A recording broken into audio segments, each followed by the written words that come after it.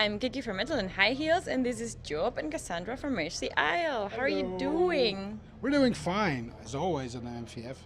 How was you had a longer trip to come here? How was that? Uncomfortable, but with the on the plane, not the easiest flight, but it was totally worth it. Cool. You've been sightseeing a lot, or not so much? I went to England for the first weekend and saw the Doctor Who experience. Drank some cider in an old barn, and now, of course, we are visiting the Netherlands and toured a little around Amersfoort, and it was beautiful. And I intend on eating all the stroopwafels I can get my hands on during this. All of them. I will not have any left by the time I leave. They'll be out of season. You just released Undying Fire, the debut album by Mercy Isle. How have been the reactions from the press? So far, really positive, thankfully. Very, very positive. Everyone is really enjoying it. Usually 9 out of 10 ratings. Stars, yeah, ratings. 9 out of 10, yeah. People are actually like, this is a very good, versatile album. A lot of music is in there. There's not just pinpoint this is this genre. It's all pieces of art on itself. Those are literally the words people use, so we're very honored by it. Yeah. Cool. You crowdfunded it. What kind of perks did you do? Are you still sending them out? How's the process going? We did a lot of physical items. Of course, we had CDs, T-shirts, posters, and some things. Those we were able to mail out already. But we do have a few left that I need to do. We had a karaoke perk where I sing a private cover song and send an MP3 to people.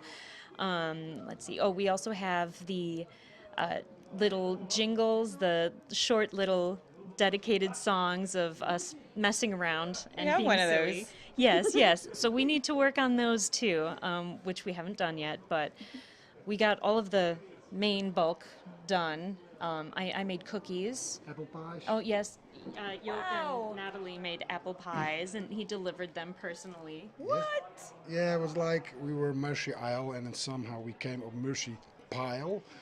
Like people could buy a perk and get a homemade apple pie by my wife. And it was about 3 of them and they sold out, so it was perfect. Nice. We tend to do something extraordinary all the time.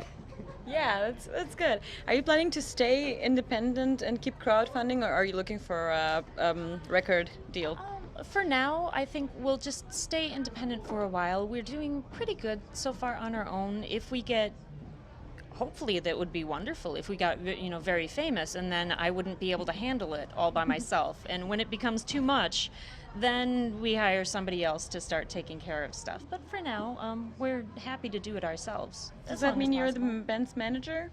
Well, it's kind of a shared duty. I do a lot of the administrative work and social media and finances, but when it comes to the technical aspects, it's all Joop.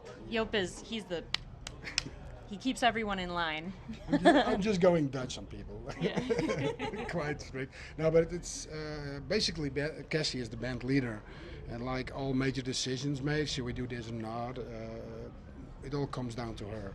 I mean, being democratic is nice and all, but you have this voting thing which doesn't fit very well in a band. It's just like, can we do this or not? And that's basically what Cassie is for. Cool. It's her job. Responsibility. That's a big power you have. Yeah, yeah. Sure. Blah, blah, blah. So you posted the lyrics on your website, Yes. which is of course great for everybody who wants to sing along. Yeah. How important are lyrics for your band, for your music? To me, it's always personal. I don't just write meaningless lyrics. I try to make sure that there's a theme, that there's a story behind so many of them, and it's important to me. So when people actually pay attention to the lyrics, I'm so happy, because it takes me a long time to perfect them. Some songs I write the lyrics and I think, oh no, they're total crap, and then I have to redo them until I'm happy with them. So yeah, to me they're important. Yeah. Cool. What do you say? What do I think? Well, of course, another lyrics, and I have to say, I've been in a few bands in my life before, and I listened to quite a few bands, and lyrics overall don't interest me, basically. I'm more a melodic guy, or the how are the chord progressions, how are the melody lines, etc. How does everything fit together? But actually, what Cassie is writing actually is worth listening to because it means something. And actually, I really adjust my writing to that as well because she explained why she wrote certain lyrics, and then I come up with the idea like, all right, if I want to have this sphere about this lyric, I should do this and this. Yeah. So it's actually, instead of just, well, they're just lyrics, it's now, wait a minute, this is the most important part of the song. Yeah. So actually she converted me to be a lyrics guy. Okay, but you mentioned a very important thing too, the whole harmony and cadence and stuff. How much time or how much value do you put on the whole theoretical stuff of music? Like, you know, that the harmonies are right and, yeah, theoretically right. Well, I can easily answer that by stating two things. If I could, and Saying Goodbye, who are very sensitive, very emotional ballads, were written, no offense people, in half an hour. Yeah. And then we have I Am. We struggled with that for 3 months. Wow. So there's not a baseline like from, you know what, we work on a song 1 month and then if it works, it works. If we don't, we throw it away. It doesn't work that way. I mean, music basically is emotion, so you have to pay attention. If someone, like, there are songs, and we have had songs with great ideas, but finally didn't work out just because we couldn't get a feel of it. But I Am, even though we were struggling real hard, even had very, very stern discussions about it, it's still, the music brought something like, we should do with this. We should do something with it. It touches us. And that's why we continue working on it, and it worked out. For me, I Am is the best song on the album. Really. Nice. Yeah. Good to have favorites. Your album was also produced by Amanda Somerville. How was that experience? Not her husband. But yeah, but she This was. guy, what's his gay name again? She was involved. But Amanda did give vocal coaching on 4 songs. I want to say Wake Up, Come to Me, The Ghost, and... no. Oh, Stop Kiss Me. Yes, Stop Kiss Me. If I Could was all me, and Saying Goodbye I wrote. But yeah, she helped with 4 songs, and of course on the other songs, sometimes I think, oh, what would Amanda do? And so in the back of my mind, I think, about that, or what other people would do too, because I'm highly influenced by so many different people. Mm-hmm. But yes, I was so thrilled to have Amanda involved, and Sander Gomens. Did I say that right? Yeah. Sander Gomens. Yes, he was so wonderful. They're both incredible people, so laid back, and made me feel so comfortable. And just really wonderful. Nice. I love them to pieces. I sent them thank you gifts for working with us too. Yeah, and talking about couples, you sung Stop Kiss Me with Chad. Yes. How was that like? Oh, I've been singing with him since 2007, 2008. We had our own little acoustic duo for a while, but it just wasn't the same as metal, as, hard rock. And so I'm really glad that now we have this. So, yeah, Cool. I love singing with him. I'm biased, but I think we do very well together. You also asked your fans to describe your music. Which one was your favorite description? Let's see. I think the one that what did Marc Lajoli, how did he say that? Kind of like fusion, metal pop fusion, or something like that. It sounded kind of cool. Fusion just sounds so scientific and yeah, like nerd We're metal. so innovating. Yeah. Yes. No, but I just had this discussion with some fans out there, and they all agree on one thing: you cannot put Marshall just in one box. Like, oh, this is symphonic metal, or this is pop rock. There are really, and I'm gonna be very honest about it. If I could, it's one of the most cheesy songs American-based ever made. But people recognize themselves in it because it's easy, accessible. People can hear it easily. They can how do you say that? Inhale it easily. And then you have some spherical weird shit like I Am. It's really like what's happening here. And most reviewers actually got caught by the I Am song. But what's this doing here? But not like it doesn't belong here. But no, it's Martial. That's what we do. We've been versatile. We have a lot of influences from the 80s till 2000. So we do a lot of crazy stuff in there. Mm-hmm. And that's what makes it, I think, yeah, it's Murcião. So in the future there will be bands who call them sort of Murcião style. Influenced by. Yeah, I think. I personally, I want to have a song someday that's a cross between 1920s and heavy metal, and I don't know how to do that, but we'll work on it. 1920s? Oh, I love the Andrews Sisters. I do. They're very, boogie woogie bugle boy, but I don't want to do that, but something that kind of has that like creepy parlor feel, I guess maybe. Yeah. One day we'll work on it. Catch people off guard. That's wonderful.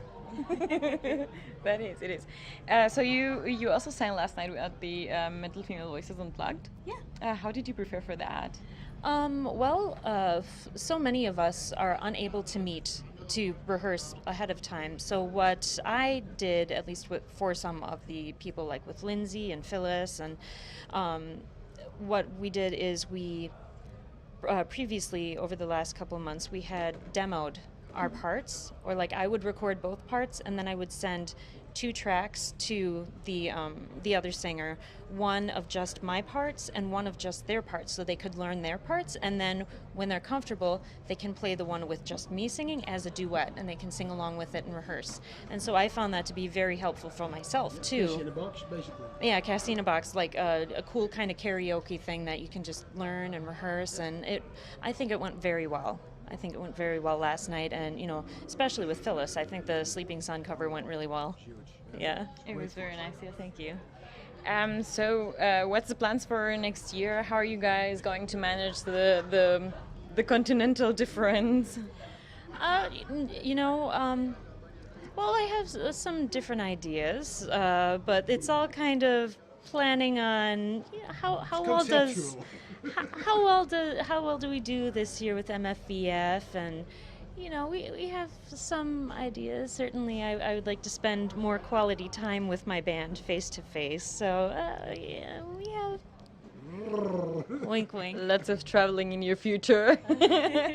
No, we got to. Of course, there is this gap between the continents, but seeing how we have worked toward this album and how efficient we did it, mainly because we also had a strict deadline and we lost 2 months due to unforeseen circumstances. I think we're doing pretty well. People we are working with are all on the same page. They know how to use the technology, like online cloud storage, sending back and forth tracks, etc. So for making music is not a problem. The only problem we would run into is no rehearsal, even no rehearsal.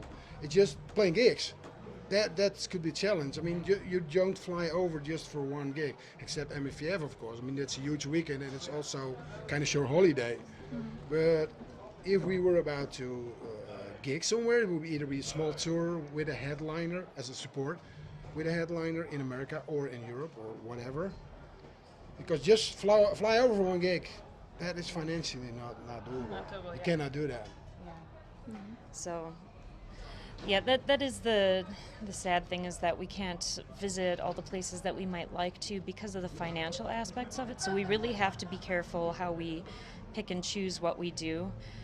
It's very unfortunate. I mean, we get people asking us, "Oh, when can you come and play?" And it's like, I'm so sorry, we're so broke right now. And right now, for it, of course. Yeah, like right now, we also have to afford things. We have to pay for the album. Whatever we don't raise through crowdfunding all comes from us. So anytime we go travel somewhere, it's, I have to work 2 jobs and pay for my plane tickets. So it can be very, very costly. It becomes almost like a charity to the fans. I mean, but we love it. We do love it. But yeah, we have to be very careful because we're broke as shit. Aren't we all? Like all musicians, yeah. Exactly. Yes. So our last question, we've been asking a lot of bands around about the female fronted. The term is so controversial, it's so problematic. You, as a new band, are probably going to be stuck in that same box. Are you offended by it? Don't you care? I mean, if I really want to get on my high horse, I suppose I could be pissed about it, but at the same time, there are so many different people who are just attracted to the female voice that they have almost no discrimination against what real genre is with the different bands. They just find so many beautiful things, and they just love the female voice. I mean, I imagine there are probably a small niche of people out there who just love saxophones and will listen to anything that has a saxophone, you know. So for that reason, for the people who just love the female voice, I am completely fine with people saying, you know, female fronted metal. Like, it's a simple enough term, but if you want to get to the nitty gritty, yeah, we're more than just a female singer. Of course. A female singer with, you know, 5 really hot guys. We're talking about the same band here? Oh, 4 really hot guys and Joop. Yeah, exactly. It's not that hard. You're talented, though. No? That's what's compensating it. No, but the issue, I mean, it's not really an issue. People choose to be an issue, and if people want to call it female fronted, I don't care. People have these festivals nowadays with bands that contain female players, where you can call them female contained music, maybe. I don't know. That's a good. But it's a name. I mean, That's a good who idea. cares? I mean, for me, I just discussed with some other people, like, for me, I have just 2 tastes. Either I like it or I don't. And I give Red Stars who's singing or playing, I don't care. I like it or I don't. And what genre or box they belong to, I don't know. I don't mind either. That's so very wise of you. So that concludes our interview with female-contained metal band Mercy Isle. Thank you guys so much. Thank you so much, Metal and High Heels. Yeah, baby.